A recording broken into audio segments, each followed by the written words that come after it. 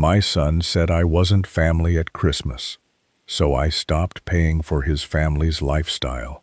At 6:14 on Christmas Eve, my son handed me his phone and asked me to take the family picture. We were standing inside the wreath barn at our tree farm, under strings of warm bulbs that my wife had bought 20 years earlier. Nathan's wife, Paige, was arranging their 2 children in front of the stone fireplace. Paige's parents stood behind them. Her brother and his new fiancée were squeezing into the right side of the frame. I thought Nathan had handed me the phone because he wanted me to set the timer. I stepped toward the fireplace. He put his palm against my work jacket. "Dad, no. This one is immediate family." I looked past him at Paige's father, who lived 3 states away and visited twice a year. Nathan followed my eyes and lowered his voice. "Don't do this tonight. Just take the picture." So I did. I backed up until the display showed all of them. Nathan put one arm around his son and the other around Paige. Everyone smiled when he said, "Okay, family." My thumb pressed the white circle. Afterward, they carried covered dishes through the side door to the heated packing room. I stayed behind to empty the cider urn, count the cash drawers, and shut down the tree shaker before the temperature dropped below 20.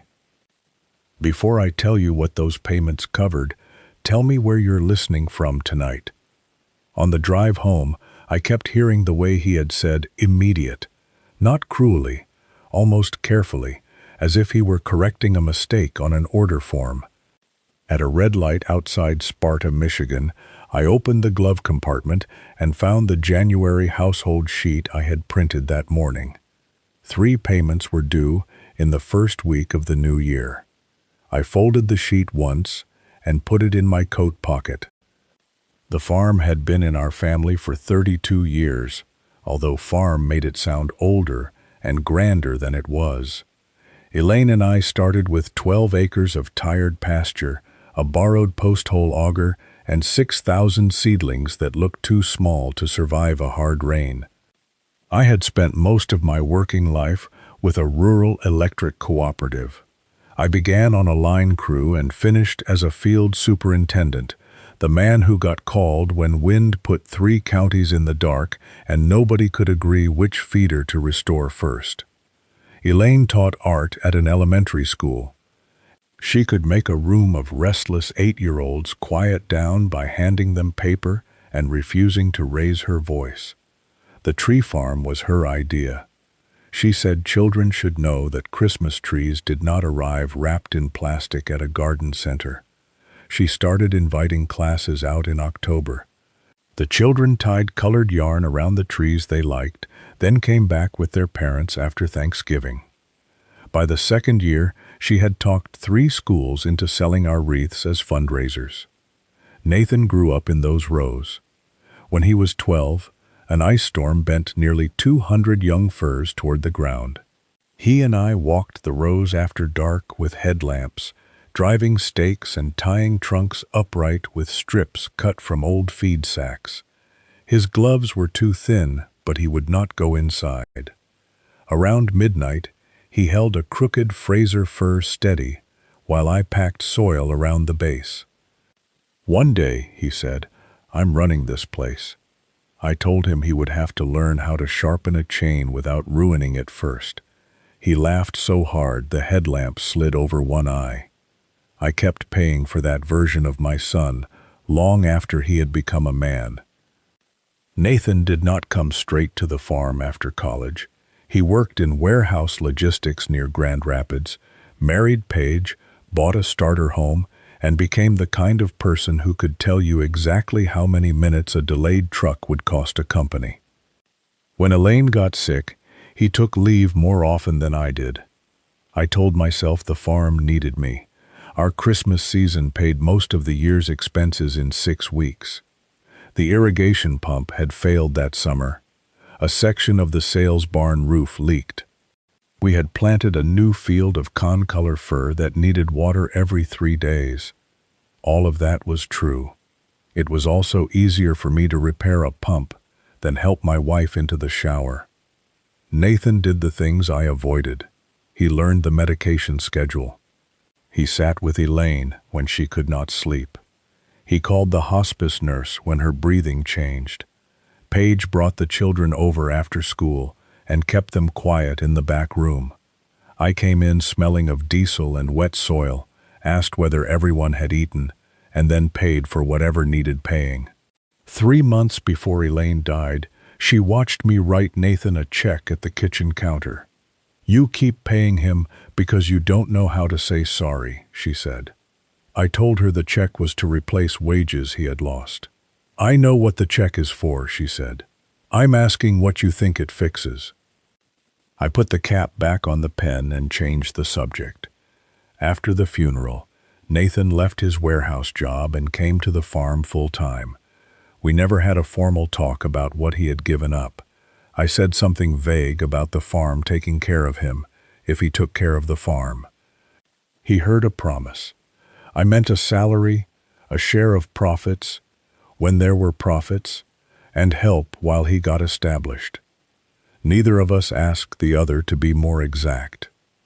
The first year, I paid 6 months of his mortgage because our spring cash flow was poor. The second year, I took over the lease on a 3-row SUV after Paige said their old vehicle was unreliable in snow. Later, when they moved closer to the private academy their children attended, I began sending a monthly transfer toward the new house. The athletic club came last. Nathan said it was where the farm's better corporate customers held events, and some of that was true. It was also where his children took swim lessons and Paige met friends on Saturday mornings. By the 6th year, I was paying $5,680 a month toward a life I did not live. Nathan drew a salary from the farm. Paige worked 3 days a week as a speech therapist and managed online reservations during tree season. They were not helpless, but my payments made their choices easier, and every time I considered ending them, I remembered the months Nathan had spent beside his mother while I stayed outside.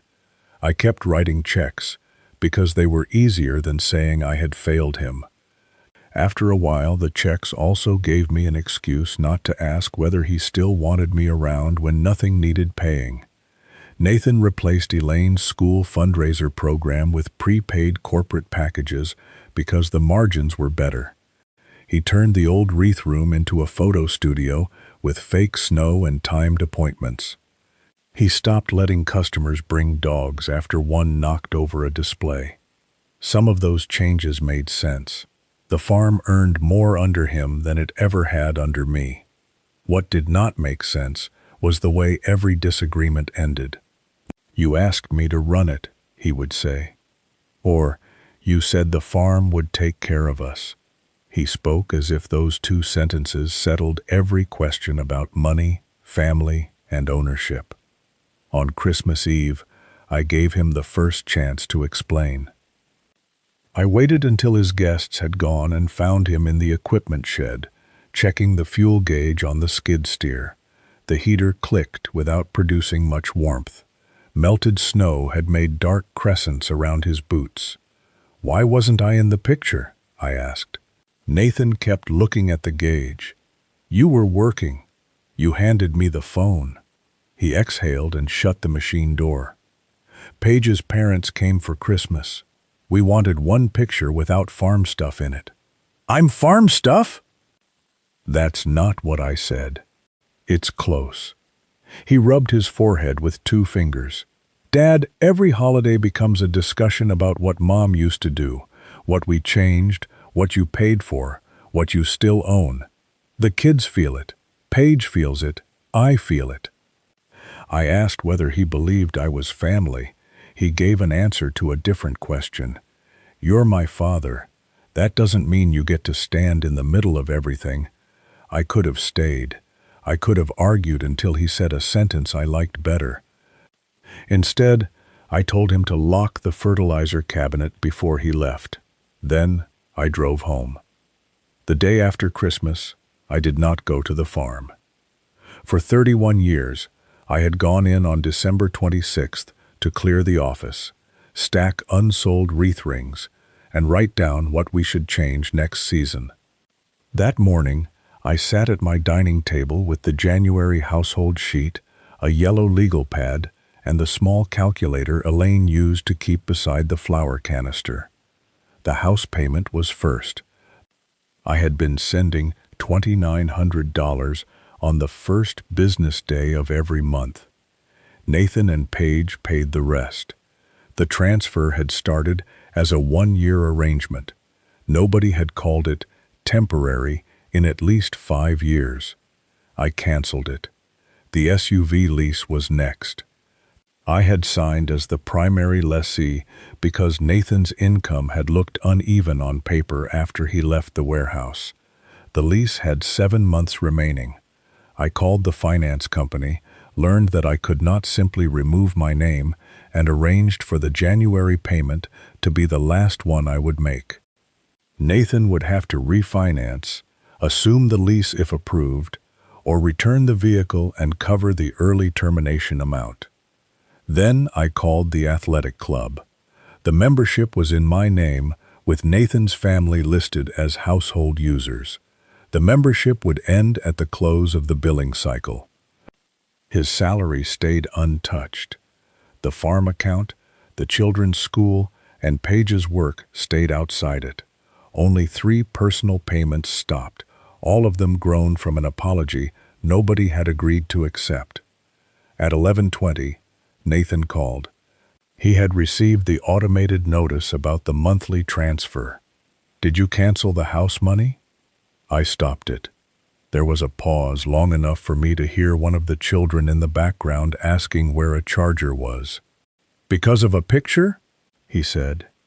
"Because I asked whether I was family, and you explained why I wasn't in the middle of it. That is not what happened. I was there." He lowered his voice. "You're really doing this the day after Christmas? The next payment is not due for a week. You know what I mean." I did. He thought I was using the calendar to make the punishment sharper. He was not entirely wrong. If the same conversation had happened in June, I might have waited a month. Christmas made the insult feel like a verdict. Nathan asked what else I had changed. I told him about the SUV and the club. He said nothing for several seconds. Then he laughed once, without humor. "There it is."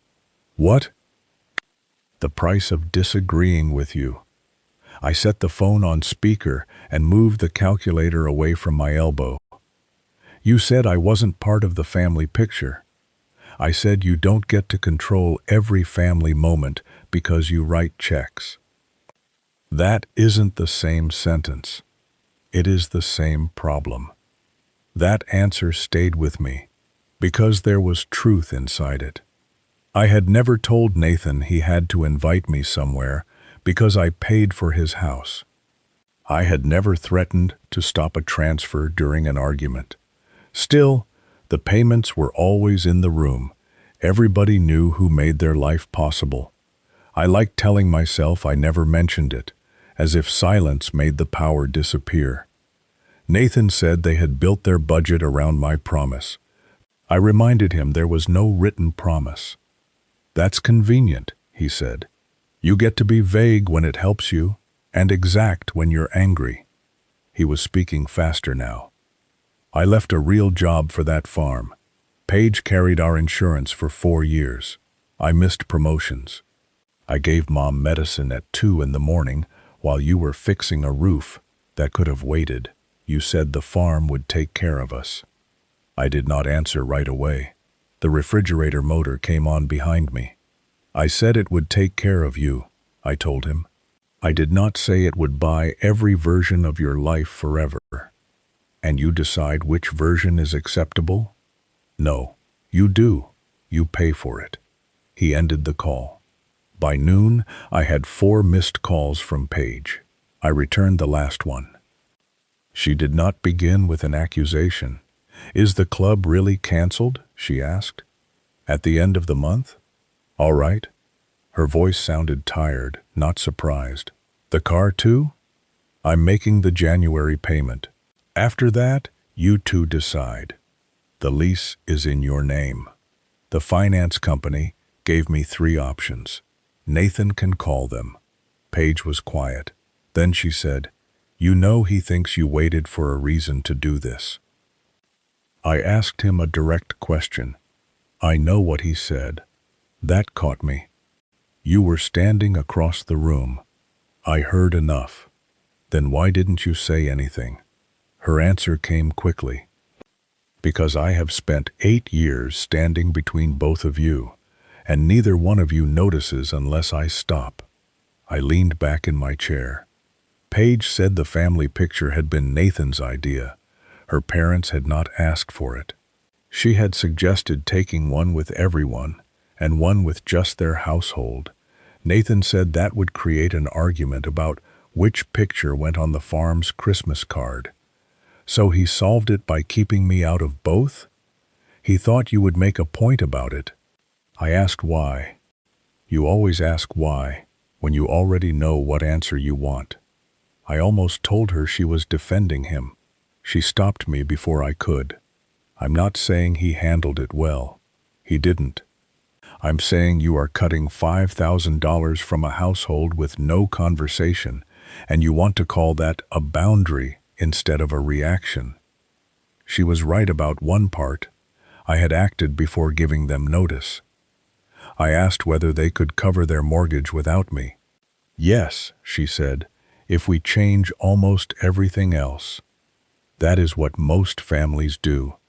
Most families did not leave a job because their father promised them a future and then spend 7 years running his business.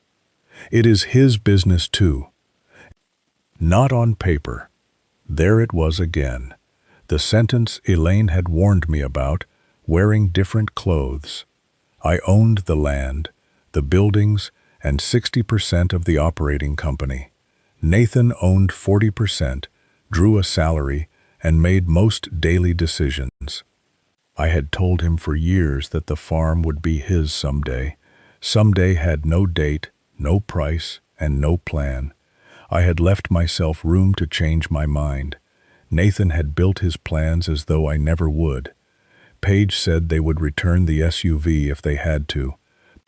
"We'll figure it out," she said, "but don't pretend the children won't feel this." I asked what the children knew. "Nothing yet. Keep it that way. That depends on whether Nathan can keep his anger out of the kitchen." She ended the call before I could respond. For the next week, the farm stayed quiet. A Christmas tree farm in January looks less like a place from a holiday card and more like a small industrial yard after everybody has gone home. The parking field turns to frozen ruts. Loose baling twine catches on fence posts. Needles gather in the grooves of the shaking machine. The wreath barn smells of dried cedar, spilled cider, and the propane heater. I went in early on New Year's Day because I knew Nathan would not be there. He had left a whiteboard full of notes for spring. Replace 2 sections of irrigation line. Service the transplanter. Order fertilizer. Review the winter village numbers. His handwriting became smaller when he was worried. On the bottom corner he had written, "No owner draws until March." That was not aimed at me. It was a practical decision after a rainy final weekend had cut sales. The note complicated my anger. Nathan could spend carelessly at home and still make the right call for the farm. I walked the retail yard and found 3 unsold trees leaning against the back fence. Their tags were still tied to the top branches. Years earlier, Elaine would have donated them to the senior apartment complex in town. Nathan had probably forgotten in the rush. I loaded them into the flatbed and delivered them myself.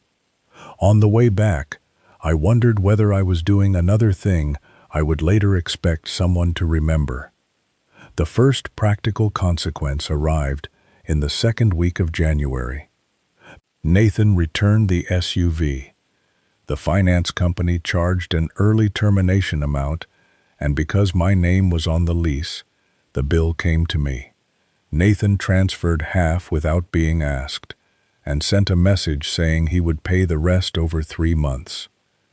I had expected an argument. The partial payment unsettled me more. He replaced the SUV with Paige's older crossover and a used pickup from the farm fleet. The pickup smelled of chain oil and had a heater that worked only on the passenger side. He drove it to a Chamber of Commerce breakfast where, 2 months earlier, he had arrived in a vehicle that cost more than my first house. Nobody died from the change. That did not mean nobody felt it. Paige increased her hours at the school district. Nathan began picking up the children 3 afternoons a week, which meant he left the farm by 3 and returned after dinner to finish orders. The athletic club sent a polite email telling them their access would end on January 31st. The house was the larger problem. Without my transfer, they could make the payment, but only if they stopped putting money into savings and cut several other expenses. Paige wanted to list the house in spring. Nathan refused. He said selling would prove I had won. Paige told him the mortgage company did not care which one of us was right. I learned that from Paige, not because she was reporting on him, but because she called to ask for a copy of the farm's health insurance summary. She was considering moving the family onto her school plan. "Are you leaving him?" I asked. "No." She sounded offended by the question. "I am trying to stop building our household around 2 men who use money to say things they won't say." I had no defense ready. Paige did not become my ally. She believed Nathan had humiliated me, and she also believed my response had been reckless. Depending on the day, she said one of those things louder than the other. Near the end of January, Nathan texted me for the first time since our phone call. "Maya has her winter music program Thursday, 7 o'clock. She asked whether you were coming." Maya was 9. She played percussion because, according to her, everybody else wanted the instruments that had to be tuned. I read the message twice. Then I wrote, "I'll be there." For 2 days, I let myself believe the invitation meant Nathan was trying to repair something. I did not expect an apology in the school auditorium. I did not expect us to solve the farm or the payments. I only imagined sitting near my family while Maya played a triangle badly and looked for us afterward. The school had folding chairs arranged in rows, with construction paper snowflakes taped to the back wall. Nathan and Paige were already seated when I arrived. There was an empty chair beside Paige. Nathan stood enough to let me pass. "Hey," he said. "Hey!" For the first 20 minutes, that was all. Maya's group performed third. She struck the triangle too early once, caught herself, and spent the rest of the song watching the teacher with fierce concentration. When the audience clapped, she found us and lifted one eyebrow as if asking whether we had noticed the mistake. I lifted my thumb. Afterward, families crowded into the hallway. Wet boots squeaked on the tile. Children carried paper programs rolled into tubes. Maya ran to Paige first, then Nathan, then me. "You came," she said. "I said I would." She looked at her father, then back at me. "Dad said you don't like family Christmas anymore." Nathan moved quickly. "Maya, that's not what I said." "Yes, it is." She held the rolled program against her coat. "You said Grandpa left because he only likes things when he gets to decide." A teacher, trying to pass behind us, said, "Excuse me," and we all shifted 2 feet toward the trophy case. Nathan crouched beside Maya. "We're not talking about this here. I'm just telling him why I was sad." Paige closed her eyes for a second. I asked Maya whether she thought I had chosen not to spend Christmas with them. She nodded. Nathan stood up. "Dad." I looked at him. He did not deny it. The family picture changed meaning for me then. I had believed he kept me out because he was embarrassed by my control, or because he wanted one clean image of his own household. Those reasons would have hurt, but I could have understood parts of them. He had also needed the photograph to support a story he had already started telling. A picture without me made my absence look voluntary. It made him the son, trying to protect Christmas from a difficult father. Maya tugged at my sleeve. "Are you coming next year?" I knelt so she would not have to look up at 3 adults lying around her. "I don't know yet," I said, "but I did want to be there this year." Nathan turned away. Paige took Maya to find her coat. Their son had already wandered toward a table with cookies. Nathan and I stood beside a glass case full of old basketball trophies. "You told them I left?" I asked. "I told them you got upset." "You told Maya I didn't like family Christmas." I tried to explain it in a way a kid could understand. "No, you explained it in a way that made you easier to understand." His face tightened. "And what should I have said? Grandpa stopped paying for our house because he wasn't in a photograph? You could have said you told me I wasn't family." "I did not say that. You used the word immediate and put your in-laws in the picture. They had traveled 8 hours. I had worked 12 hours in the same building." He looked toward the auditorium doors. "This is exactly why I didn't want you in it," he said. "Nothing can just be a picture. Everything becomes evidence." The sentence landed because I knew what he meant. I kept mental accounts, sacrifices, hours, checks, times I had been overlooked. I rarely announced the totals, but I carried them. I also knew he was using one of my flaws to avoid his own choice. "You made my granddaughter think I walked away," I said. "She's 9. That is why it matters." Nathan lowered his voice. "You want the honest version? Fine. I didn't want you in the picture because the farm has been your way into every room my whole life. Mom was sick, and you were in the field. My kids have a recital, and you talk about staffing. We have Christmas, and you count who stood where. Then, when anybody pushes back, the money moves." People were passing close enough to hear pieces of it. I said, "We can talk somewhere else." He gave a short shake of his head. "No, you came for Maya. You saw Maya. Let's not ruin that too." He walked away before I could decide whether the last sentence was fair. I stayed until Maya came back in her coat. I told her she had recovered well after the early note. She asked how I knew she had missed one. "I spent 30 years listening for small things going wrong," I said. She seemed satisfied with that. I did not ask her to choose between us. I did not tell her what her father had cost me. I hugged her, said goodnight to Paige, and left through the side doors. The parking lot had frozen while we were inside. I took short steps to the truck because I had spent enough of my life telling other people to respect ice. Nathan did not call the next day. Neither did I. A week later, I went to the wreath barn alone. The farm crew had stripped the photo backdrop, but the old work tables were still pushed against the wall. Under one of them sat the wooden wreath clamp Elaine had used before Nathan bought the pneumatic machines. The handle was polished smooth where her hand had pressed it thousands of times. I carried it to the bench and took out a wrench. The pivot bolt had rusted.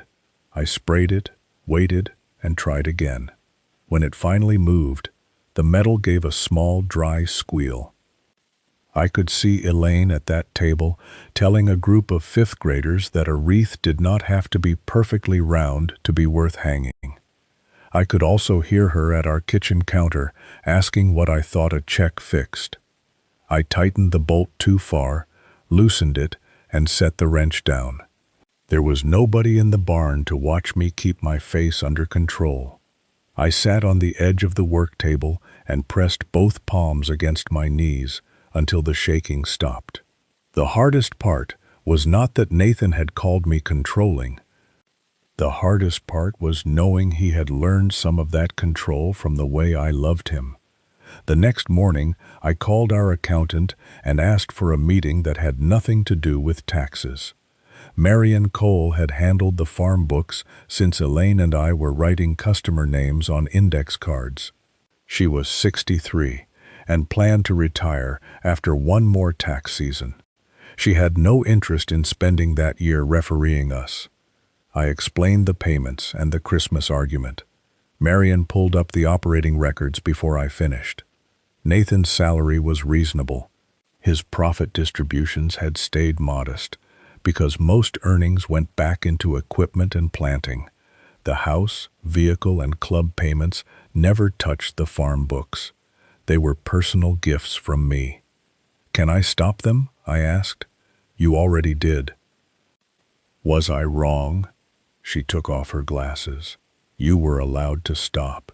That is not the same as giving fair notice." I said Nathan knew the money was personal help. "He planned around it anyway," she said. "You knew that." Marion reminded me that she had asked us 3 years earlier for a written compensation plan and a land lease.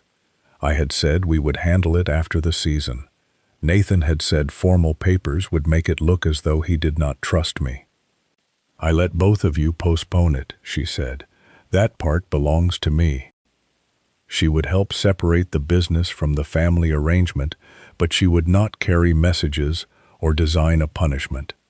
Nathan would need his own advice before buying more shares. I would have to decide whether I was retiring or merely appearing at dawn to do work nobody had assigned. "If you're working, put it on the schedule and pay yourself," she said. "If you're not, stop showing up before dawn and getting mad that nobody noticed." I wrote that down. For 3 weeks, I worked on a proposal that separated 4 things we had allowed to blur together: Nathan's job, his ownership, my land, and our family. The farm would pay him a fixed salary and pay fair rent for the property. I would sell him another 20% of the operating company over 12 years, below the appraised value, giving him majority control. He would take the proposal to an advisor who did not work for me. I would stop working unpaid after June 1st. That part cost me more than the discount. The farm had shaped every season of my adult life. Stepping back meant Nathan would make choices I disliked on land I still owned. It also meant I could no longer arrive before sunrise, solve an unassigned problem, and call the labor proof that I belonged there. The personal payments would not return. Outside the business, I asked for one correction. Nathan had to tell the children and the adults who attended Christmas that I had not chosen to leave the celebration. He did not have to praise me or excuse what I did afterward. He had to stop using my absence to make his version easier. I asked Nathan and Paige to meet in the farm office on a Tuesday morning in March. The room was barely large enough for 3 adults, once the filing cabinets and seed catalog boxes were taken into account. Nathan sat behind the desk. Paige took the folding chair near the wall. I remained standing until Nathan pointed at the only other chair. He spoke first. "Marion said you have a restructuring plan. She said she would tell you only that we needed one. She told me you were not shutting the farm down. I never said I was." Nathan tapped a pen against the desk. "People think you might." "Which people?" "Employees, vendors, half the town probably." "Did you correct them?" He stopped tapping. Paige looked at the ceiling. I put the proposal on the desk. Nathan read the first page, then the second. He asked 2 practical questions about rent and one about the equipment loan. His eyes stayed on the numbers. When he reached the ownership offer, he looked up. "You'd sell me another 20%? "I would." "At this price?" "At that price." "Why?" Because I told you the farm would be yours someday, and I used that word to avoid making a plan. Paige shifted in her chair. Nathan read the page again. What is the catch? There isn't one. There is always one. The household payments stay ended. He pushed the proposal away. So that's the line. That is not a catch. It is a separate decision.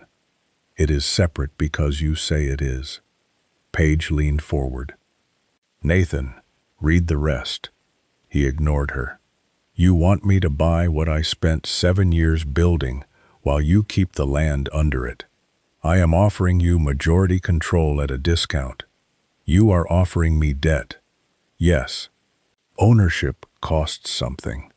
So did leaving my job. I know you did. You can repeat the sentence.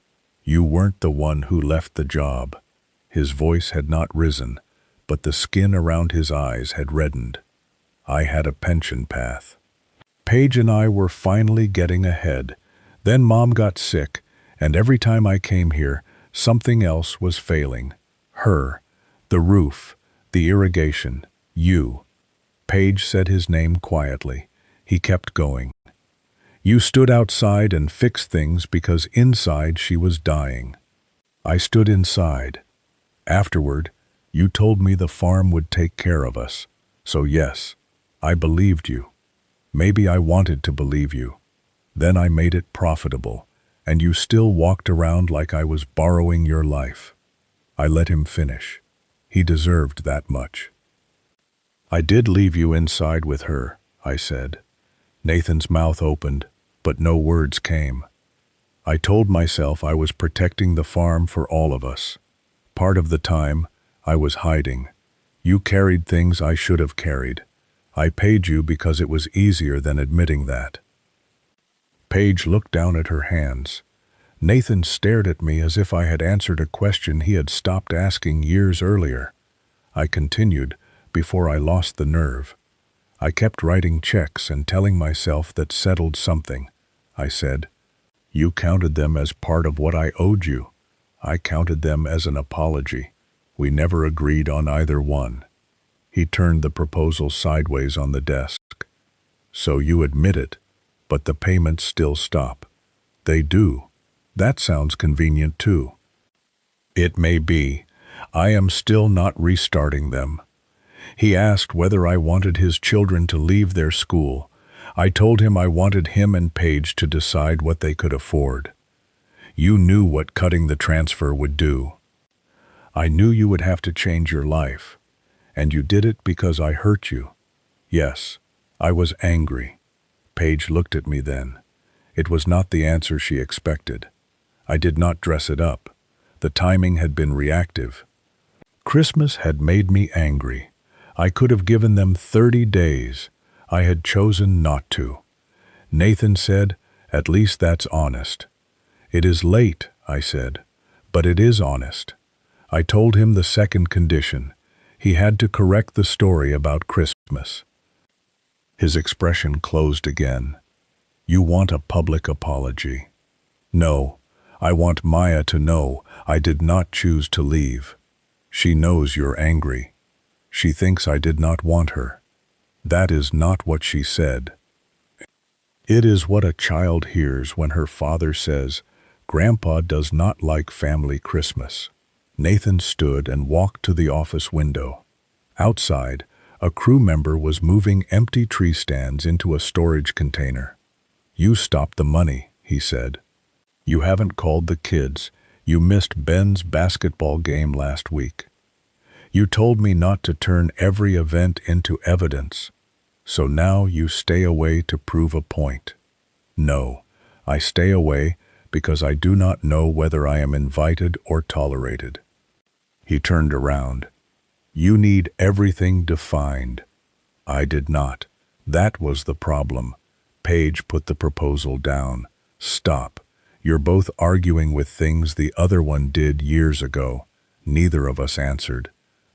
She picked up the proposal and read the last page. Then she asked me whether I would accept changes to the purchase schedule. I would consider them. She asked Nathan whether he would correct what he told the children. He looked at her. "Not as a condition for money. The money is gone," she said. "This is about whether you lied." I simplified it. "You lied." Nathan sat down again. He did not agree to the correction that day. He did not sign the proposal either. Before I left, he asked one final question. "If I never apologize the way you want, are you done being my father?" I put my coat on. "If I have to pay for my place, it isn't family." That was the only clean sentence any of us managed that morning. The rest remained unfinished. Spring forced decisions that winter had allowed us to postpone. Nathan and Paige listed the house in April. It sold in June for enough to clear the mortgage and leave them a smaller down payment. They moved into a 3-bedroom ranch closer to Paige's school district. The children stayed at their academy through the end of the term, then transferred to public school in the fall. Nathan blamed me for that change. Paige said they should have made it 2 years earlier. Both statements could be true. They did not lose the farm or their marriage. Nobody was arrested, ruined, or carried out of a courtroom. The extra room in their budget disappeared, and every choice became visible. The old pickup remained ugly. The club membership stayed canceled. Paige returned to full-time work and gave up managing weekend reservations. Nathan had to hire someone for that, which reduced his own profit distribution. My decision reached me too. On June 1st, I stopped arriving before the crew. For the first month, I woke at 5 anyway. I would sit on the edge of the bed, already thinking about irrigation pressure or fertilizer delivery, then remember that nobody had asked me to solve it. Nathan hired a seasonal operations supervisor. The man was competent and expensive. He changed the crew schedule, moved equipment without telling me, and ordered a different style of retail tag that I disliked for reasons I could not explain without sounding old. I kept my mouth shut more often than I wanted to. The purchase agreement took 4 rounds of revisions. Nathan wanted more time. I wanted protection if he missed payments. Paige insisted that neither of us use the company for personal expenses. Nathan also hired his own advisor, who removed 2 clauses that favored me more than I had noticed. In August, we signed. Nathan became the majority owner of the operating company. I kept the land and a minority interest. The farm would pay rent, and he would pay for the shares over 12 years. For once, the dates and prices were written down. We shook hands in Marion's office. It did not feel like reconciliation. It felt like a business settlement between 2 men who were still angry. The family part remained where we had left it. West Michigan growers hold a pre-season meeting each October. It is part crop report, part equipment discussion, part rumor exchange. That year, people had heard several versions of why I had stepped back. In one, I had tried to shut the farm down. In another, Nathan had pushed me into retirement. A few people believed Paige was leaving him. Nathan was scheduled to give a short presentation about online reservation limits. He finished, set the remote on the podium, and stayed there. "There's one other thing," he said. I was sitting near the back. He told the room that I had not abandoned the farm after Christmas. He said he had excluded me from a family photograph, then let people believe I had left because I wanted control. He did not make himself smaller than he was. He also said I had ended years of personal support without notice, and that he still believed I had used money to punish him. A few people shifted in their chairs. Nathan looked toward me. "Both things happened," he said. "I was wrong about the first one. I'm still angry about the second." Then he picked up the remote and walked back to his seat. Nobody applauded. I was grateful for that. After the meeting, he found me beside the coat rack. "Maya knows," he said.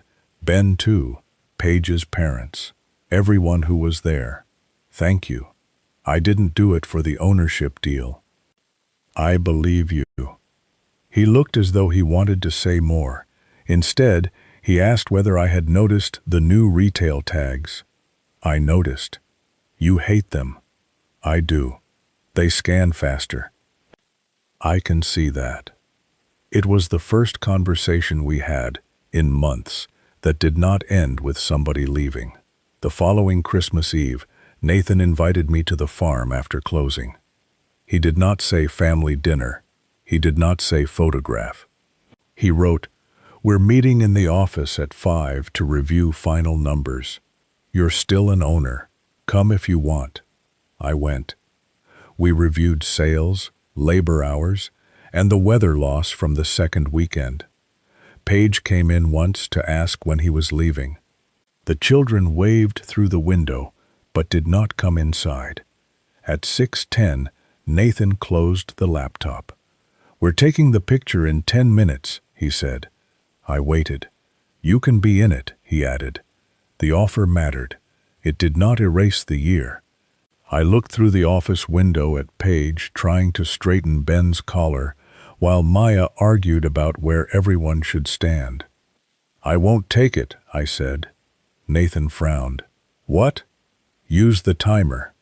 He studied me for a second, then nodded. We walked into the wreath barn together.